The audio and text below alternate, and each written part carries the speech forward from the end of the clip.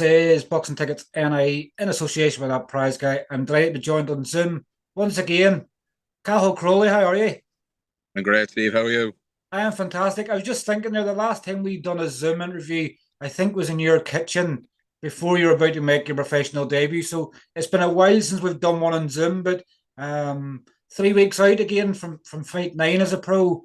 What was it you just didn't want to end 2025 on a defeat? You wanted to go back to winning ways, get back on the horse ready to mount a challenge again in 2026? Yeah, definitely. I wanted to end the year on a high, end the year with a win, and get straight back into title contention in the new year.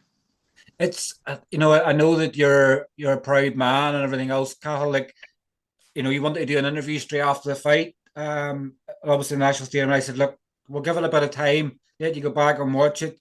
Get rid of your emotions because sometimes you maybe say things in the heat of things, and then afterwards going, "Why did I say that?" So I wanted to give you a couple of weeks to reflect, but I didn't think you would have another fight date so soon after that one. Yeah, no, I was just eager to go. The Monday, I was back in the gym after the fight, with Kevin, and I was just eager to get straight back to it and keep the momentum rolling and get a fight under my belt.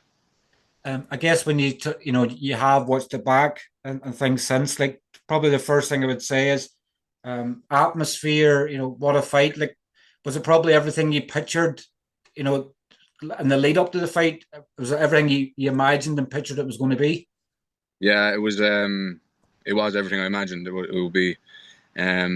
Just besides the result, but I put on a good performance, boxed well at times, and yeah, it was everything I imagined it would have been, Like, just besides the result. I was going to say that's your first time fighting, and obviously the stadium, obviously since your professional debut, so it was nearly 3 years sort of since. Like, it goes to show you within a short period of time where you're making your professional debut, that your co-main event on a card that's streamed all around the world. Like, that shows how fast things can move in the sport, doesn't it? Yeah, definitely. I fought in April, on the Jay Byrne. That's right. So you did. I fought in April, but I was the second fight of the night in April, and I was the second last fight of the night in October. So that just shows how quick you can move up the ranks in I this game. I actually forgot about that fight in April there, and I don't know whether it's down to so many cards we've had in the last few weeks. Like, I've been in Dublin, I've been in Letterkenny. Thankfully, I've been in Belfast last week and Belfast this week, but I'm sort of still trying to find my feet as to what day of the week it is at times. But it's 3 fights from 8 in the national stadium. Like, some people are probably lucky if you fight in the stadium once as a pro. Like, you've been able to build up probably a good second home in Dublin. Yeah, yeah, definitely. Yeah, this each fight, the last fight with Kevin was the biggest most support I've had come up and support me, and the fight in April, there was more support came up than my debut, obviously. So the momentum's building, and yeah, as I said, it's like my second home.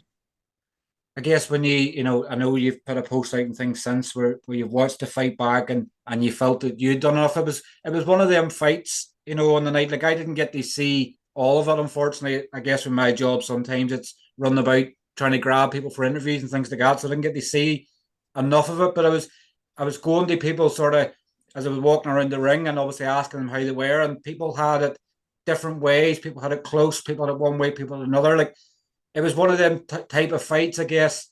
I know the scorecards give it five, sorry, 6-4 and 7-3, and the Kevin, and obviously one of them's drawn, and when you scored it back, you give itself 6-4. But it was one of them type of fights.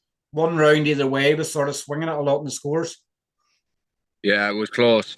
I scored it as I said, 6-4 when I watched it back. On the night, my corner thought I won it 6-4, and but in the ring myself, after I was like, that was close. I couldn't score it myself in the ring, in there in the action. I knew it was close. I knew I had some big moments in there, and I knew that Kevin came on late. But yeah, after watching it back, I did think that I'd done enough to get the win. But at the same time, I left it get to the judges, so that's on me. And that's kind of why I haven't been thrown any, like, I haven't been uproaring about it, like saying, oh, I got robbed, because at the end of the day I had 30 minutes to win the fight by knockout, and I didn't. Is that you sort of trying to beat yourself up a wee bit, sort of on things like you probably a sore loser in some way, so whenever you feel like when you don't get somebody out of there and you're leaving it to the judges, you're probably taking it out of your own hands and the trust that they're seeing it the same way that you're seeing it. Yeah, like I would say that I'm probably my harshest critic. Whenever I fight, I always look back. I watch all my fights back. I watch them straight back. Like literally, I go from the stadium to the hotel and I watch the fight if it's been live streamed. And I critique myself and I look at things I want to work on. And I think that's why I've been able to progress so kind of quickly into the domestic scene. Because as every fight every fight I look better. Every fight I'm coming out with new things that I've worked on from past performances. Like you're only 24 years of age, Cathal. Like you're still a baby in the sport. You're probably going to take it. I know people say this a lot sometimes from fights, but you are going to take a lot from that fight. And I know I said to you afterwards, that you're young in the sport. You can come again. Like them experiences sometimes they're hard to get. Like I guess when you get around it the next time around, whether it's Kevin again, whether it's somebody else, you've got that experience that maybe some of the other ones might not have. Yeah, definitely. I learned more in that 10 rounds than I did in my 7 previous fights as a professional, to be honest. It was a great learning fight. And that's another reason why I'm probably not too down on myself about it. And I wasn't throwing uproars because I know that the experience will stand to me in the long run.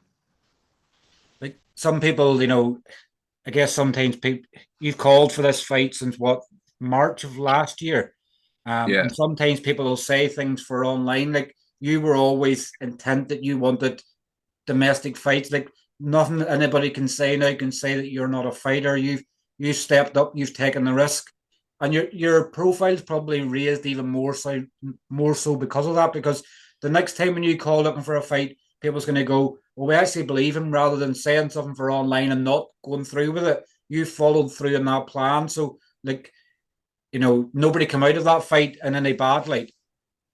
Yeah, definitely. It's been the most praise I've got from a fight. I've got the most like messages saying great fight and things like that. And yeah, as you said, now I've been calling people out. Fucking Kevin was the first one I called out, but people obviously didn't believe me. Probably they thought I was just all talk. Like, but when I was calling people out, that I meant it. I wanted the biggest fights. I wanted to test myself. I wanted to see how good I was. And yeah, like that's what the game's about. What's the point of fighting here and there, making no money, fighting journeyman, losing money if anything. So yeah, I wanted to go out there and showcase my skills and see how good I was. I guess sometimes when they say, when you're going to lose to somebody, probably Kevin Cronin's probably one that can probably make things better for you because we know that the luck that he's had in the sport, like that was his 5th domestic fight and he's finally got a win. Like I know when he was jumping about the ring going mad, his emotion was sort of coming out of there. But I guess sometimes they say when you losing to someone like Kevin Cronin, you could probably you nearly had a wee bit sort of. I know it's weird in a way to say, but you nearly sort of there's a bit of you was going. You were pleased for him in some ways because he finally got his domestic win. He's a nice guy in and out of the ring, and he's finally got his win. And I know he's passed on a lot of words to you since and saying he'll spar you and he'll pass on things to you. But on Kevin, like you were probably delighted for him in some ways that he got a win. Oh, I wouldn't say I was delighted, but because it was me getting defeated. But yeah, it was kind of if there was someone to lose, that like he's a good fella to lose. That in his other domestic fights, I thought he won probably 3 out of the 4 of them, and he didn't get the decision. So as it's he deserved a bit of luck, is what he deserved a bit of luck. It was about time he got a bit of luck. Yeah. So yeah. And it's I know that Kevin said to me in the post fight interview that he's not staying at light heavyweight. I'm guessing you're not staying at light heavyweight either. Obviously, that you only fought at light heavyweight because you couldn't fight for the super middleweight belt. So your plan, probably now in 3 weeks' time when you're fighting in Cannock is a super middleweight contest. Yeah, I'll probably weigh in like 2 or 3 pounds over the super middleweight championship weight. But yeah, I'm gonna be campaigning at super middleweight. That's it's a comfortable weight for me, and I feel strong. And yeah, I think I'll win a few titles at that weight. What do you, when you, I guess in your immediate thing, you want to do rematches and things like that. Like, what do you set out your plan with Pascal and things like that now going into 2026? Like, Kevin, I don't know if he'll stay at domestic level. He's had 5 domestic fights. I probably guess sometimes if it's, the financials come into it, and if it's an offer too good to turn down and things like that. But like, where do you sort of plan yourself now for 2026? Yeah, so I want to get out in Cannock in a few weeks, get a win, get myself back qualified to fight for a Celtic or an Irish title, and then hopefully in February I'm looking to bring a show to Cork and fight for a Celtic title or an Irish title, whatever's available. So you want the Cork homecoming again? Obviously, I know the last time you fought in Cork was just over 2 years ago, I think. So, Just over 2 years, yeah. You want that homecoming in Cork? You want to be headlining a card yourself now and getting a belt around your own waist? Yeah, definitely. I think as you've seen from the stadium on the night, there's big support there for not just me, for other Cork boxers. So we'll put on I'm sure we can put on a couple of shows a year, really, to be honest. And it would be great. The place was filled with the red and white. The National Stadium was filled with the red and white of Cork. So I'm sure we can get a place in Cork and sell it out. That must obviously, that must fuel you even more so that, that your last fight, you had the biggest support there. That the fan base is growing. People seeing that you're a nice guy, that you can box and everything else. That must fill you with a lot of pride, that because Cork to Dublin's, it's not just round the corner. It's a couple of hours away. Cost people money to stay over and things like that. That must fill you with a lot of pride. That people are putting their hard-earned money into following your career. Yeah, 100%. To be honest, I was blown away with the support for the last fight. I think there was like 50 or 60 people who stayed up and sold over 140 something tickets. And yeah, I was blown away with the support. People, as you said, spend their hard-earned money, taking time. Like, people do things on the weekend. They chose to come up and watch me fight, and I can't express how grateful I am for the support that I've been receiving and the messages I've been receiving since the fight. I've just been blown away. Obviously, some of the other stablemates like Daniel Sullivan. What can we say about Daniel? Like, he's on this trail now. Like, he's probably went further than he probably thought he would. In this pro game, like, beat Dean Walsh. Obviously, he was a very highly regarded amateur and things like that. They got 3 belts in a row. Do you find inspiration from Daniel? What he's doing, like, riding on his sort of coattails and going, let's look at seeing what he's doing, how he's getting so much success. Yeah, definitely. Daniel, he's a freak. He's in the gym 24/7. I'd say he's the fittest man I've ever met. So that's exactly why he's getting the success that he is, because he's a grafter, he's a hard worker, and couldn't happen to a nicer fella. He's down to earth, genuine person, and I think he can go all the way. He's only been doing this a couple of years, and as you said there, his last 3 fights were for belts. His last 4 fights were domestics, won them all. I think he can go all the way, and exactly, I'm taking inspiration from Daniel. Myself, I spar him and we train together, and he's definitely an inspiration to me as well. You probably call him like the Duracell bun or something like that. He just keeps going and going. It's like one of them, turn the lights on the gym in the morning. He's standing there already going, turn the lights off at night, and he's still going. Like, he's just someone that just lives and breathes a sport like everybody does. Yeah. But everybody's got their different traits. And Daniel's very quiet, but at the same time, he's probably now starting to believe in the talent he has. Definitely, yeah. You see, he's kind of coming out of his shell a little bit more in interviews and stuff. And I think the world's his oyster, really, to be honest. He's, with the commitment and dedication he has, he's a great boxing brain as well. He studies boxing. His journey from just being like in the gym, not training, just helping out Pascal, to where he is now today is very inspiring. And yeah, as I said, I think he can go all the way. What about Spike as well? Like I didn't know in the lead up that obviously Spike had damaged, was it his bicep or tricep, and he wasn't pulling out. Like that was going to be his first fight in Dublin in well over 10 years. Like Spike just keeps seeming to, you know, He just keeps going.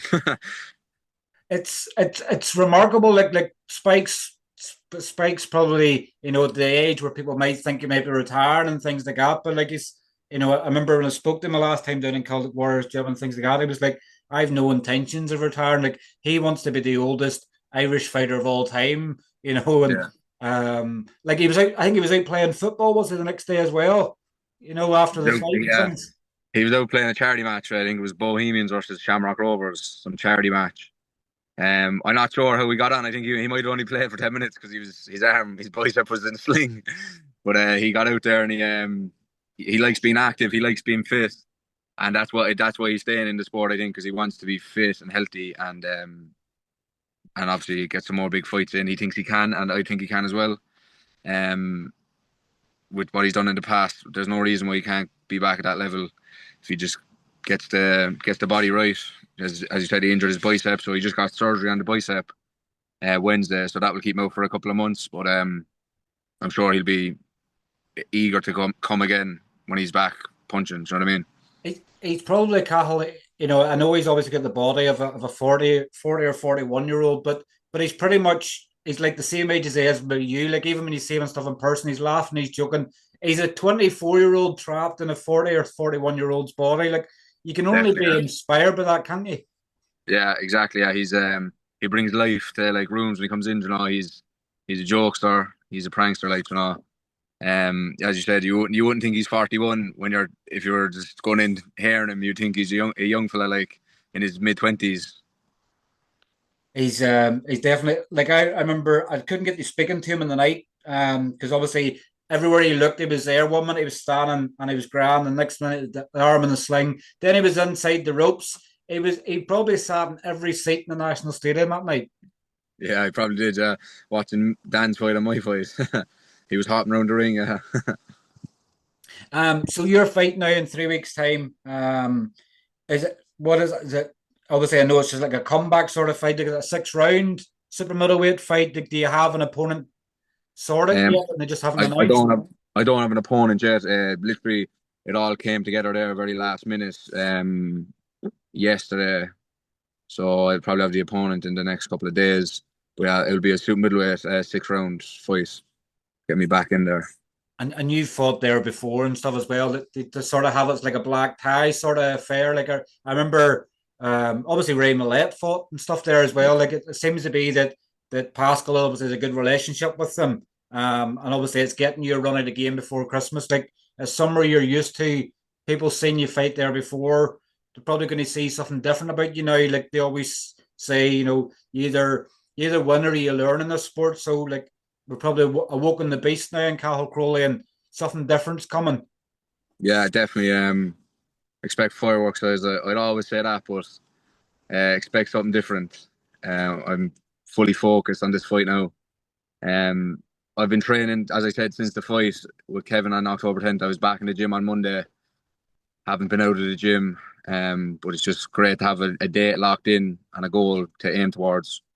So you'll definitely see the best of Cathal Crowley on November 27th. And then obviously then the next focus then changes to hopefully, headlining in Cork in February. Like that'd be an early Christmas present for you if that news was dropping soon after. Yeah, definitely would. That's the goal anyway. We're in talks with the promoters to do it, so looking positive. So I think it will go ahead. All I have to do now is get the win. So come through November 27th, and hopefully we can get that over the line for February. And if that doesn't happen for one reason or another, I go with the flow. You know, I'll find a fight somewhere. I'll fight anywhere. I have gloves and I will travel. Do you know what I mean? You'll even fight in the car park in the National Stadium if it comes to it. If it came to it, yeah, I would. Yeah. Well, look, Cathal, good to get a catch up with you. Obviously you're back in action again in 3 weeks' time. Obviously can't wait to see you back in action. Can't wait to see you back to winning ways. And I'm sure we'll catch up with you very soon. Yeah, nice to see you. But also, I'd like to thank you as well for the kind words you were giving me after the fight on October 10th. I remember that, yeah. Definitely. Well, look, appreciate that. Great to get a catch up with you, and I'll catch up again very soon. Thanks, Steve. Bye. Talk to you soon. Cheers, Carl. Take care. Thanks. Bye bye. Nice to meet you later. Bye.